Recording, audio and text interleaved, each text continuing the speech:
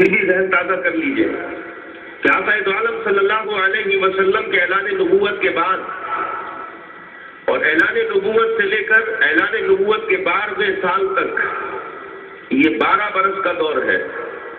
یہ 12 برس کا دور، اس 12 برس کے دور میں نہ نماز فرض ہے، نہ زکوٰۃ فرض ہے، نہ حج فرض ہے، نہ روزے فرض ہے. ارکان اسلام میں سے اور عبادات میں سے کچھ بھی فرض نہ ہے، کچھ بھی فرض نہیں ہے. روزے 2 ہجری میں مدینے میں فرض ہوئے، زکوٰۃ مدینے میں فرض ہوئی، حج مدینے میں فرض ہوا، اور نماز کی جو فرضیت ہے وہ اعلان نبوت کے 12ویں سال ہے. 12ویں سال نماز فرض ہوئی. آقا دو عالم صلی اللہ علیہ وسلم جب شب معراج کو تشریف لے گئے تو اللہ نے بطور تحفہ یہ نماز عطا کی، اور اعلان نبوت کے 12ویں سال تک ابھی کوئی عبادت فرض نہ تھی. ارکان اسلام میں سے اور عبادات میں سے سب سے پہلی فرضیت کسی کی ہوئی تو وہ نماز کی ہوئی، اور نماز اعلان نبوت کے 12ویں سال ہوئی ہے. کسی سے بھی پوچھے آپ اعلان نبوت کے 12ویں سال، تو یہ 12 برس تک صحابہ کون سی عبادت کرتے تھے؟ یہ 12 برس تک صحابہ کون سی عبادت کرتے تھے؟ آقا دو عالم صلی اللہ علیہ وسلم نے 27 رجب کی صبح کو نماز فجر کے بعد اپنے غلاموں کو بلایا، اور اس کے بعد آقا نے فرمایا سنو میرے غلاموں، رات اللہ نے مجھے سفر کرایا ہے، رات اللہ نے مجھے مہمان بنایا، اور مجھے ایسا مہمان بنایا کہ کائنات میں کسی کو ایسا مہمان نہ بنایا.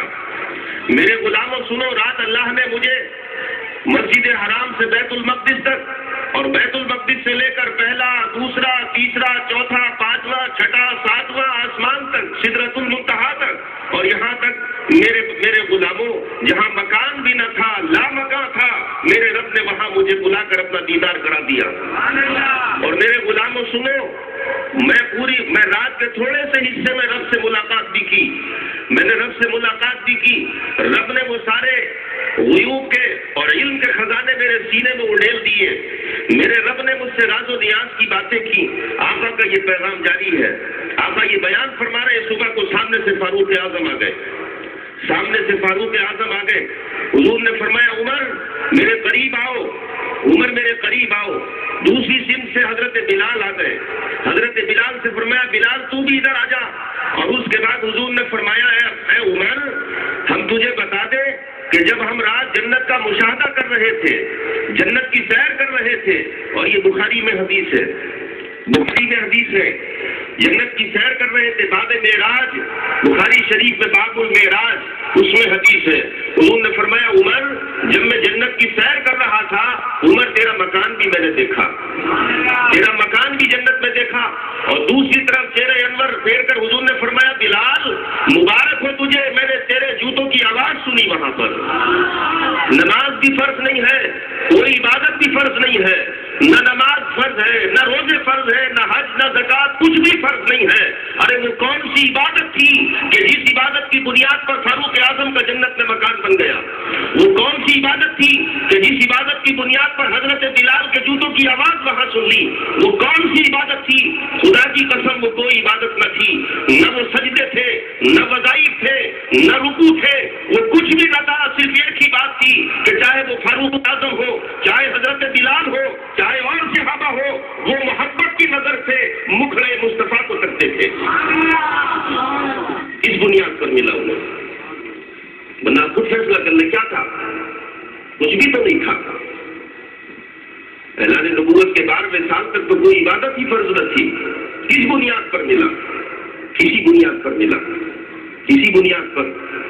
اور یاد رکھیے آقا دو عالم صلی اللہ علیہ وسلم کی، کیونکہ میں نے 2 باتوں پر ذکر کرنا ہے، سیرت مصطفیٰ اور ادب مصطفیٰ. سیرت مصطفیٰ اور ادب مصطفیٰ.